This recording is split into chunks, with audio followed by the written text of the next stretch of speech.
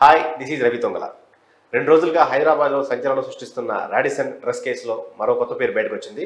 ఆ పేరు మరెవరో కాదు, టాలీవుడ్ డైరెక్టర్ క్రిష్ది. వేదం, గమ్యం సినిమాలతో తనకంటూ ఒక ప్రత్యేక ఇమేజ్ ఏర్పాటు చేసుకున్న క్రిష్ కొంతకాలంగా కొంచెం ఆయన సినిమా డైరెక్ట్గా రిలీజ్ కాలేదు. హరిహర వీరమల్లు సినిమాతో ప్రస్తుతం పవన్ కళ్యాణ్తో తీస్తున్నారు. అది కూడా కొంతకాలంగా కొంచెం పెండింగ్లో ఉంది. ఇప్పుడు ఆయన పేరు ఈ డ్రగ్స్ కేసులో కొత్తగా వినపడుతుంది. మరి ఇందులో ఆయన సంబంధం ఏంటి, అలా ఆయన ఆ టైంలో ఉన్నారా లేరా అనే విషయాలను తెలుసుకుందాం. ఇదే అంశంపై మనతో మాట్లాడేందుకు ప్రముఖ సీనియర్ జర్నలిస్ట్ యజ్ఞమూర్తి గారు మనతో ఉన్నారు. సార్ నమస్కారం. సార్ నమస్తే సార్. ఈ డ్రగ్స్ కేసులో సడన్గా క్రిష్ పేరు బయటకు వచ్చింది ఎందుకు సార్? ఇందులో ఆయన ఉన్నారా లేరా, ఏం జరిగింది సార్ ఆ రోజు? 2 రోజులుగా ఒకదాని తర్వాత ఒకటిగా ఒక్కొక్కరు పేరు మనం బయటకు వస్తాం చూసాము. సో మొదటి రోజు కొన్ని పేర్లు బయటకు వచ్చాయి. నిన్న సోమవారం కొన్ని పేర్లు బయటకు వచ్చాయి. అందులో వివేకానంద అనే పేరు. సో ఆ రోజు అయితే ఆదివారం రోజు ఆయన పేరు బయటికి రాలేదు. నిన్న ఆయన పేరు బయటకు వచ్చింది. ఆయన కొణిజేటి రోసయ్య గారికి మనవడు. ఆయన బీజేపీ పార్టీకి చెందినటువంటి యోగానంద్ కుమారుడు. సో శేర్లింగంపల్లి ఎమ్మెల్యేగా కంటెస్ట్ చేశాడు ఆయన. సో రాడిసన్ బ్లూ నిర్వాహకులకి ఆయనకి మధ్య కూడా సన్నిహిత సంబంధాలు ఉన్నాయని చెప్పే సమాచారం. సో ఆయన ఆర్గనైజ్ చేశాడు ఈ పార్టీని అని కూడా చెప్పుకుంటున్నారు. సో ఇప్పుడు క్రిష్ పేరు కూడా బయటకు రావడం అంటే ఒకదాని తర్వాత ఒకటిగా ఒక లీకుల్లాగా ఇవి బయటకు వస్తూ ఉన్నాయి. ఇది పెద్ద షాక్ అని చెప్పాలి, క్రిష్ పేరు బయటికి రావటం అనేది. ఎందుకంటే క్రిష్ చాలా సౌమ్యుడిగా, చాలా మంచి మనిషిగా సినిమా ఇండస్ట్రీలో పేరు పొందినవాడు. మీరు గమ్యం అనే ఒక మంచి సినిమా ద్వారా not commercial regular part boiler, అది ఒక జీవన సారాన్ని చెప్పేటువంటి సినిమా, జీవితం అంటే ఏంటో చెప్పే సినిమా. అలాంటి ఒక మంచి సినిమాతోటి దర్శకుడిగా పరిచయం అయ్యి అందరి దృష్టిని ఆకట్టుకున్న ఆయన ఆ తర్వాత వేదం అనే ఇంకొక మంచి సినిమా చేశాడు. కృష్ణమందే జగద్గురుని తీశాడు. అలాగే ఎన్టీఆర్ బయోపిక్, ఎన్టీఆర్ కథానాయకుడు, ఎన్టీఆర్ మహానాయకుడు అనే 2 భాగాలుగా తీశాడు. ప్రస్తుతం పవన్ కళ్యాణ్ తోటి Harihara Veeramallu almost 3 years back ఇది 2001లోనే స్టార్ట్ అయిన ప్రాజెక్ట్. 2021లోనే ప్రారంభమైనటువంటి సినిమా. అది ఇప్పటివరకు రకరకాల కారణాల వల్ల ఆగుతూ వచ్చింది. బట్ ఇలాంటి టైంలో ఆయన పేరు ఈ డ్రగ్స్ కేసులో బయటికి రావటం అనేది అందరికీ షాక్ అనే చెప్పాలి.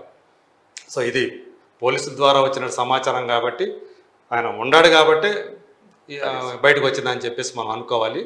బట్ ఎందుకు ఆయన అక్కడ ఉన్నాడు అంటే ఆయన నిజంగా డ్రగ్స్ సేవించాడా లేదా అనే విషయాలు ఇంకా మనకు తెలియాల్సి ఉంది. బట్ వివేకానందకి ఆయన స్నేహితుడు అని చెప్పేసి తెలిసింది మనకు అందినటువంటి సమాచారం.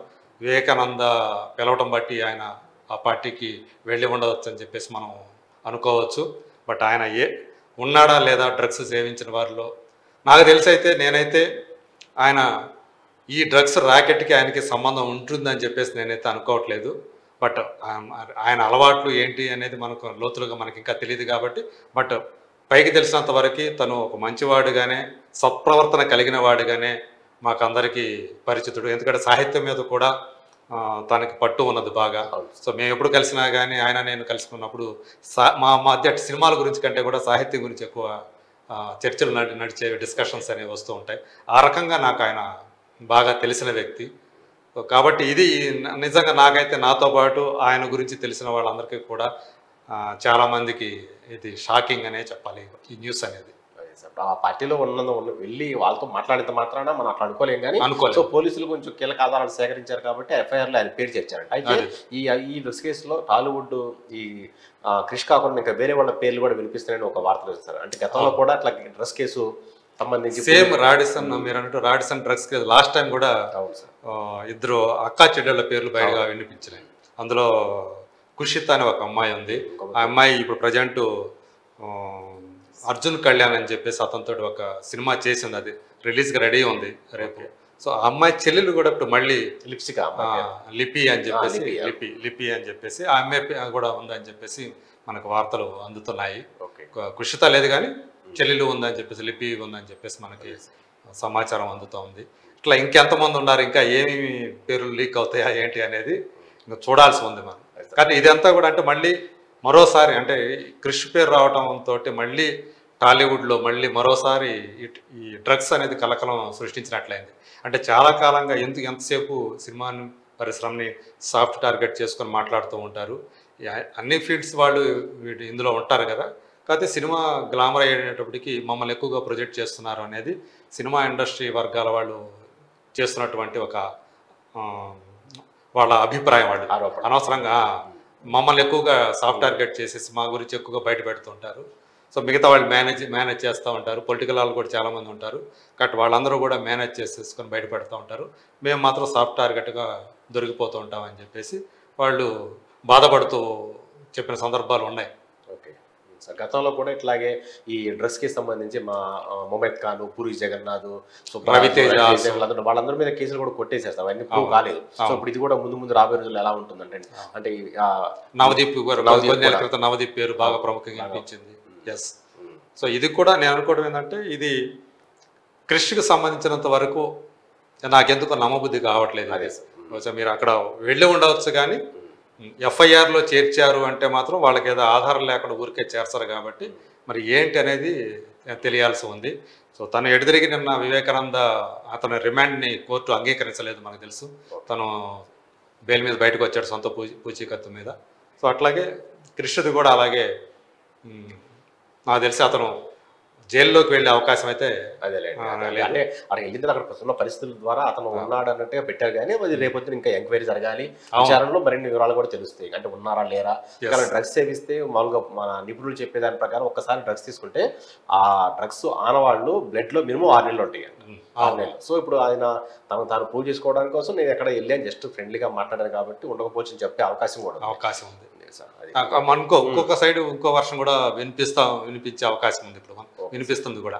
సో ఎందుకంటే తను అదే సినిమా అనేది ఆగిపోతూ ఉండటం. ఓకే. సో తను ఒక రకమైన డిప్రెషన్లోకి వెళ్ళాడా. సో యాక్చువల్గా అంటే అనుష్కతోటి కూడా ఇంకో సినిమా ప్లాన్ చేస్తున్నాడని చెప్పేసి వినిపిస్తూ ఉంది. సో అది ఇంకా మెటీరియలైజ్ కాలేదు, పూర్తి వివరాలు ఇంకా మనకి తెలియాల్సి ఉంది. బట్ ఇది అంతా అంటే నాకు తెలిసినంత వరకు తను ఒక మానసిక పరంగా కూడా చాలా గట్టివాడు కాబట్టి అలాంటి డిప్రెషన్లో అట్లాంటి నాకు వెళ్ళే మనిషి కాదు. ఓకే. సో ఆ టైప్ ఆఫ్ పర్సన్ కాదు నాకు తెలిసినంత వరకు. సో కాబట్టి దీని నుంచి అతను బయటపడతాడని నేను అనుకుంటున్నాను. సో ఇదే డ్రగ్స్కి సంబంధించి నిన్న మొన్న సోషల్ మీడియాలో, అంటే బయట ఎక్కడా లేదు కానీ సోషల్ మీడియాలో దానికి సంబంధించిన ఆ పార్టీ నిర్వహించిన కేదార్నాథ్ అనే వ్యక్తికి అల్లు అర్జున్ ఫ్రెండ్, సో అందులో పార్ట్నర్ ఉన్నాడని చెప్పి వార్త వచ్చింది సార్. ఇది ఎంతవరకు ఉండేది? సోషల్ మీడియాలో మాత్రమే కనిపించింది ఇది. రైట్. అవును. సో మీరు అన్నట్టు ఆయనకి 2-3 పబ్బుల్లో ఆయనకి పార్ట్నర్షిప్ ఉందని చెప్పేసి జూబ్లీ 800 అనేది ఒకటి, హై లైఫ్ అని చెప్పేసి రోడ్ నెంబర్ జూబ్లీ 36లో ఉంది అది. సో అట్లాగే ఆయన సుకుమార్, విజయ్ దేవరకొండ కాంబినేషన్లో ఒక సినిమాని కూడా ప్లాన్ చేసుకున్నాడు. ఓకే. సో పుష్ప తర్వాత, కానీ అది మళ్ళీ ఆగిపోయింది, అది మళ్ళీ జరగట్లేదు అని చెప్పేసి మళ్ళీ వార్తలు వచ్చాయి. సో కాబట్టి ఏదేమైనా అతను అల్లు అర్జున్కి ఫ్రెండ్, సన్నిహితుడు అనేది మాత్రం వాస్తవం. బట్ అతను ఎంతవరకు దాంట్లో ఇన్వాల్వ్మెంట్ ఉంది ఏంటి అనేది మనకు తెలియాల్సింది. సో ఇదండి ఇప్పుడు వాటికి లేటెస్ట్ అప్డేట్. సో ఇదే అంశంలో డ్రగ్స్కి సంబంధించి మరి క్రిష్ పేరు ఉందా లేదా, అందులో ఇన్వాల్వ్మెంట్ ఎంత అనేది పోలీసుల విచారణలో తెలుస్తుంది. Thank you.